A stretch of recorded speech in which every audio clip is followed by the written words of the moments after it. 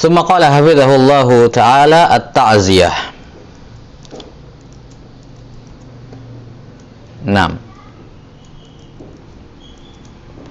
At-ta'ziyah itu bermakna at-tasbir. Ya, at-tasbir artinya membuat orang lain sabar.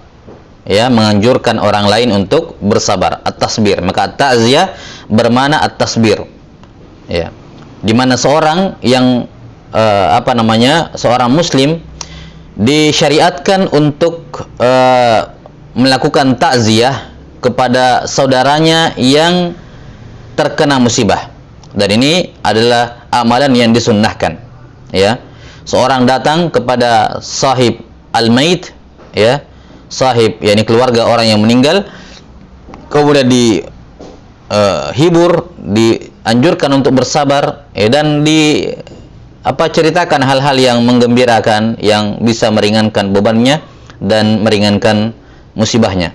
Ya, sampai-sampai sebagian fuqaha ada yang menyebutkan, ya, dianjurkan seorang muslim tetap melakukan takziah, ya, dalam artian tadi, ya, datang menghibur, hatta walaupun yang meninggal itu adalah hewan peliharaan dari saudaranya muslim. Ada seorang misalnya pelihara kucing misalnya dari kecil, ya, kemudian dia binatang peliharaan yang dekat dengannya, kemudian kucing ini mati, kemudian sedih. Nah, kata sebagian fuqaha, hatta seperti itu dianjurkan untuk didatangi kemudian dihibur, ya, untuk meringankan kesedihannya. Ya, subhanallah. Taib, ini at-ta'ziyah.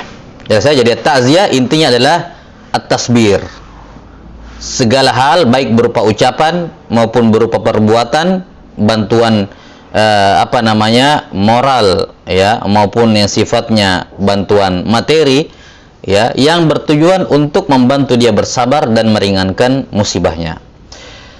Nah, ta'ziyah termasuk dari perkara yang mustahab, yang dianjurkan, disunnahkan, ya. Nah, disunnahkan dalam kepada orang yang terkena musibah. Dan para fuqaha menyebutkan bahwa at-ta'ziyah itu maksimal 3 hari. Ya, maksimal 3 hari. Nah, ketika kita berbicara ta'ziyah, kita tidak mengarah kepada apa yang berkembang di masyarakat, ya, acara ta'ziyah, bukan. Kita tidak berbicara mengenai acara ta'ziyah, tapi sunnah ta'ziyah. Ya, sebagian fuqaha atau para ulama menyatakan bahwa ta'ziyah itu 3 hari paling maksimal. Ya, dan sebagian mengatakan bahwa selama illat berupa kesedihan itu masih ada, maka tetap dianjurkan takziah walaupun lebih dari 3 hari. Nah, walaupun mayoritas ulama menyebutkan bahwa takziah itu selama 3 hari. 3 hari artinya 3 kali 24 jam. 3 kali 24 jam. Kenapa kita sebutkan di sini? Karena mungkin akan muncul pertanyaan, 3 hari ini dimulai dari mana perhitungannya? Apakah sejak dikubur ataukah sejak dia meninggal? Sejak dia meninggal. Nah, kadang-kadang kan ada orang meninggal sekarang, kuburnya mulai besok. Kuburnya besok. Berarti kalau dihitung 3 hari, 3 kali 24 jam, berarti kan berbeda nanti akhir waktu takziahnya. Nah, para fuqaha menyebutkan bahwasanya waktu 3 hari ini terhitung sejak jam kematiannya. Jadi 3 kali 24 jam dimulai dari kapan dia meninggal. Jadi kalau dia meninggal zuhur hari Senin, berarti dia habis juga zuhur 3 hari setelahnya. Ya, habis juga di waktu zuhur 3 hari setelahnya.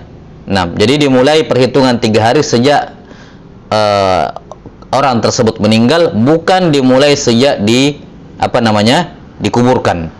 Karena itulah takziah dianjurkan sebelum dikuburkan dan setelah dikuburkan. Jadi sejak keluarganya meninggal, maka takziah dimulai saat itu. Walaupun belum dikuburkan. Maka takziah disunnahkan, ya, sebelum dikuburkan dan setelah dikuburkan. Walaupun Imamul Juwaini rahimahullahu ta'ala mengatakan bahwa kadar 3 hari ini adalah takriban, bukan tahdidan. Artinya bukan pas 3 kali 24 jam, tapi ya kurang lebih lah seperti itu. Ya, kurang lebih seperti itu, ya, lewat sejam, lewat 2 jam, ya, masih nggak ada masalah. Ya. Dan mentakziah seorang muslim yang lebih dari 3 hari, takziah di atas hari ketiga, ini hukumnya makruh. Kenapa? Karena normalnya secara umum orang bersedih itu ya 3 hari lah, itu normal. Maka melakukan bertakziah kepada seorang muslim yang terkena musibah atau yang meninggal keluarganya masalan di hari yang keempat, ini dikhawatirkan bisa tajridul hazan, memperbaharui kesedihannya. Kadang dia sudah lupa di hari yang ketiga, tapi datang lagi orang takziah kepadanya, maka dia teringat lagi. Karena itulah para fuqaha menyebutkan bahwa takziah itu maksimal 3 hari. Ya, karena dikhawatirkan kalau masih takziah setelah itu justru berbanding terbalik dengan tujuan takziah itu sendiri. Takziah yang asalnya adalah menghibur, justru ketika lebih dari 3 hari yang ada adalah tajdid al-hazan, ya, memperbaharui kesedihan. Taib. Apa ucapan yang dibaca, apa ucapan yang kita ucapkan ketika kita mengucapkan takziah kepada orang yang terkena musibah. Ini disebutkan di sini oleh Syekh Hafizahullah, apa yang kita baca kepada orang yang terkena musibah. Qala Hafizahullah an Usamah bin Zaid radhiyallahu anhuma, yani Zaid ibn Sabit, beliau atau Zaid ibn Harithah, Zaid ibn Harithah, beliau dan ayahnya dua-duanya sahabat, Usamah bin Zaid ibn Harithah radhiyallahu anhuma annahu qala kunna 'inda an-nabiy sallallahu alaihi wasallam fa arsalat ilaihi ihda banatihi tad'uhu wa tukhbiruhu anna sabiyyan laha aw qala ibnan laha fil maut faqala lirrasuli irji' ilaiha fa akhbirha anna lillahi ma akhadh wa lahu ma a'ta wa kullu syai'in 'indahu bi ajalin musamma famurha faltasbir wal tahtasib. Baik. Dari Usamah bin Zaid radhiyallahu anhuma, beliau bercerita bahwa kami pernah berada di sisi Nabi sallallahu alaihi wasallam. Kemudian salah seorang putri beliau mengutus seseorang kepada beliau untuk mengabarkan kepada beliau bahwa putrinya ya, ibnan laha sobiyan laha, sobi yakni ditlakkan untuk anak kecil yang belum baligh, itu as-sobi. Bahkan kadang kalau ada pembahasan fikih, as-sobi itu digunakan untuk yang dunal mumayyiz, di bawahnya mumayyiz, ya, biasanya seperti itu. Baik. Sobiyan laha au qala ibnan laha, yakni anak laki-laki fil maut, berarti ini cucunya Nabi sallallahu alaihi wasallam. Datang mengabarkan kepadanya bahwa cucunya fil maut, ya ini sudah meninggal maksudnya. Ya, maksudnya diminta untuk datang. Ya, diminta untuk datang karena cucu beliau meninggal. Faqala lirrasuli irji' ilaiha. Ya. Maka Nabi SAW berkata, kamu pulang kembali kepada putriku itu, ya. Fa akhbirha, kemudian sampaikan ucapan takziahku kepadanya. Anna, bahwasanya apa ucapannya? Ya, lillahi ma akhadh. Hanya milik Allah apa yang dia ambil. Hanya milik Allah apa yang dia ambil. Walahu ma a'ta. Hanya milik Allah juga apa yang dia beri. Wa kullu syai'in 'indahu bi ajalin musamma. Dan segala sesuatu itu memiliki ajal, batas akhir di sisi Allah Subhanahu wa taala. Kullu syai', segala sesuatu ada batas akhirnya di sisi Allah Subhanahu wa taala. Maka ini ketika seorang yang mendengarkan ucapan ini selaku orang yang terkena musibah, mendengarkan dan memahami makna kalimat ini, ya, maka insyaallah bebannya akan berkurang. Ya, kesedihannya akan berkurang. Kenapa? Karena apa yang kehilangan dari dirinya, yang meninggalkan dirinya itu adalah pemberian Allah. Walahu ma'a'ta, milik Allah apa yang dia beri. Ya, dan yang diambil itu, yang mengambilnya adalah Allah, pemberinya.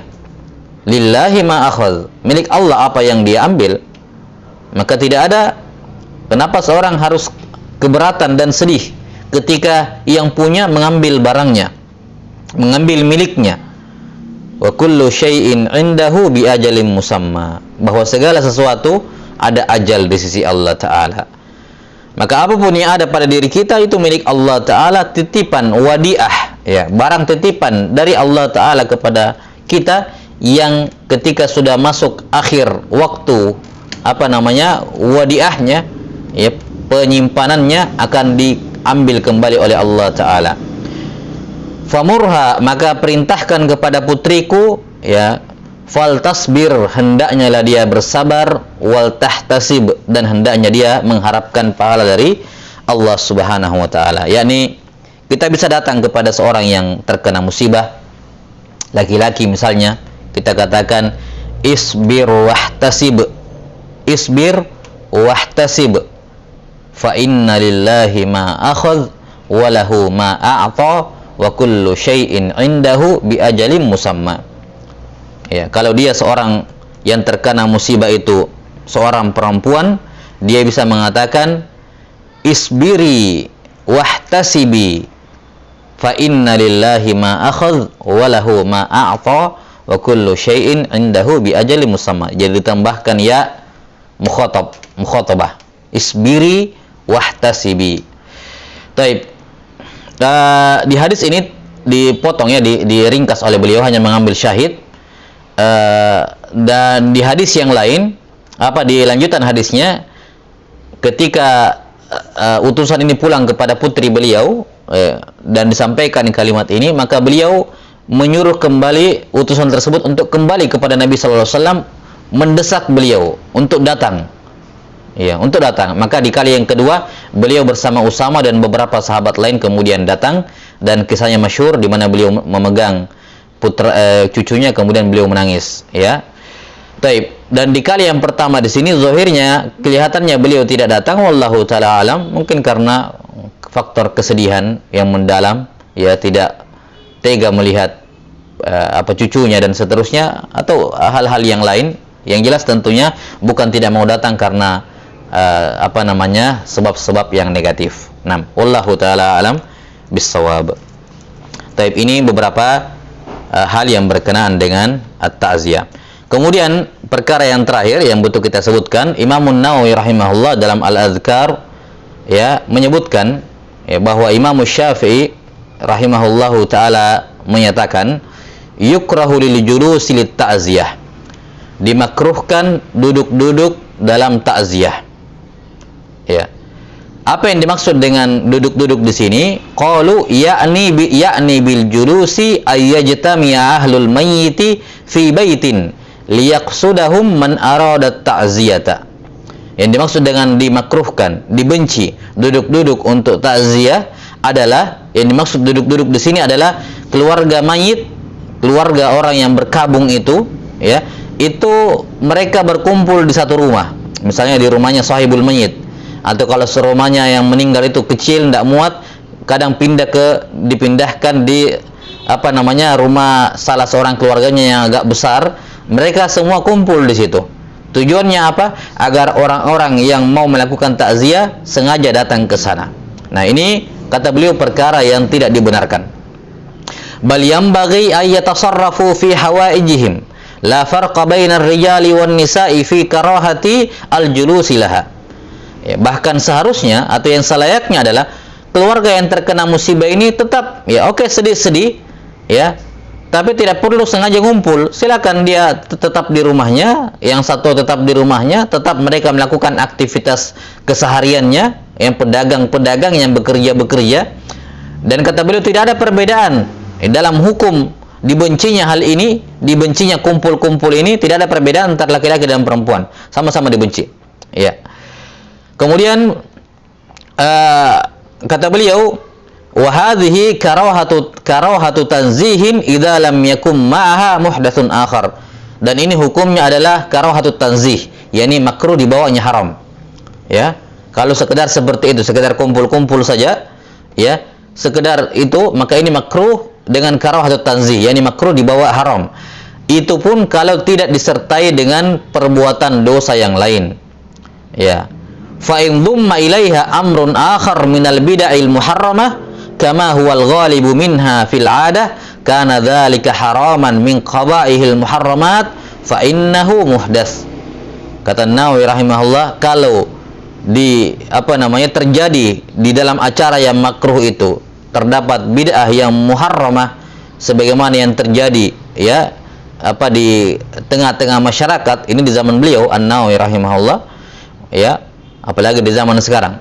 Kalau terjadi seperti itu maka hukumnya jelas menjadi haram, termasuk dari perkara yang diharamkan min fa innahu muhdas, karena itu perkara yang baru dalam agama. Ya, masalan terjadi ikhtilat, campur baur antara laki-laki dengan perempuan ya dan semacamnya ya, atau terdapat pembacaan ya, masalan kalau kita di sebagian tempat ada qasidah ya yang tidak nyambung dengan acara kematian, berzanjikan masalan memuji Nabi sallallahu alaihi wasallam ya, tidak nyambung dengan kematian dengan orang-orang yang meninggal tersebut ya, atau hal-hal yang semacamnya ya. Ini termasuk perkara yang selayaknya dihindari dan ditinggalkan oleh kaum muslimin ya, sebagaimana yang dikatakan oleh Imam Nawawi rahimahullahu taala ya,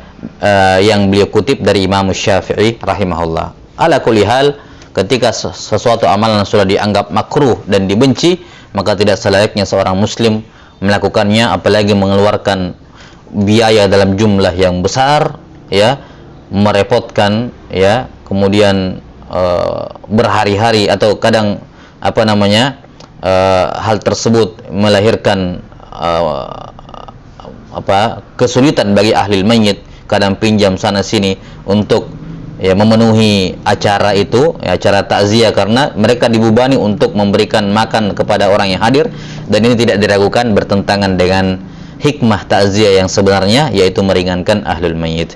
Karena itulah orang yang bertakziah yang datang sekali lagi bukan berkumpul di hari tertentu, jadi kapan saja ya. Takziah itu kapan saja, mau siang mau malam ya.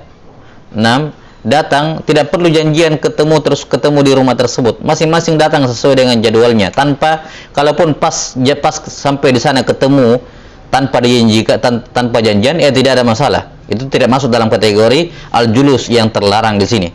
Ya, makanya kata Syafi'i rahimahullahu taala, semua orang tetap melanjutkan aktivitasnya. Kalau kebetulan pas ke sana tiba-tiba ada rombongan lain juga ke sana ya, atau ada juga orang lain yang di sana kemudian ketemu jadi ramai misalnya, maka ini tidak ada masalah karena tidak dimaksudkan ya. Maka demikian pula ahlul mayit ya, bukan mereka sengaja menunggu untuk didatangi, tapi tetap dilanjutkan. Karena itulah takziah bisa dilakukan di pasar, ketemu dengan ahlul mayit di pasar, di takziahi, ketemu dengan ahlul mayit di sekolah, di takziahi. Jadi tidak mesti datang ke rumahnya, tapi masing-masing melakukan aktivitasnya, dan di mana mereka berjumpa maka disyariatkan untuk ditakziahi.